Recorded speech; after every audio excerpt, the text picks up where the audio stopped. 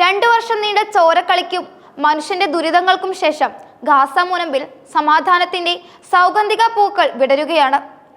ഈജിപ്തിലെ അന്താരാഷ്ട്ര ഉച്ചകോടിയിൽ അമേരിക്കൻ പ്രസിഡന്റ് ഡൊണാൾഡ് ട്രംപിന്റെ നേതൃത്വത്തിൽ ഇസ്രായേലും പാലസ്തീൻ പ്രതിനിധികളും തമ്മിൽ സമാധാന കരാർ ഒപ്പിട്ടതോടെയാണ് ലോകമെമ്പാടുമുള്ള സമാധാന പ്രേമികൾ ആശ്വാസത്തോടെ നിശ്വസിച്ചത്.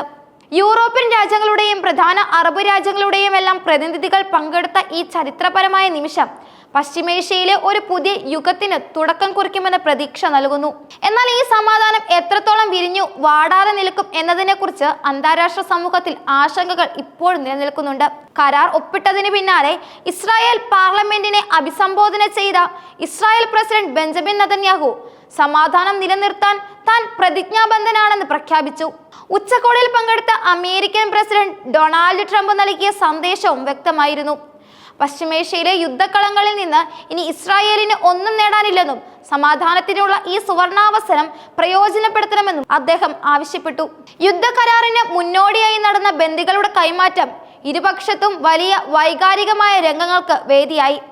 ജീവനോടെയുള്ള 20 ഇസ്രായേലി ബന്ദികളെ ഹമാസ് വിട്ടയച്ചപ്പോൾ 1900 പാലസ്തീൻ തടവുകാരെയാണ് ഇസ്രായേൽ കൈമാറിയത്.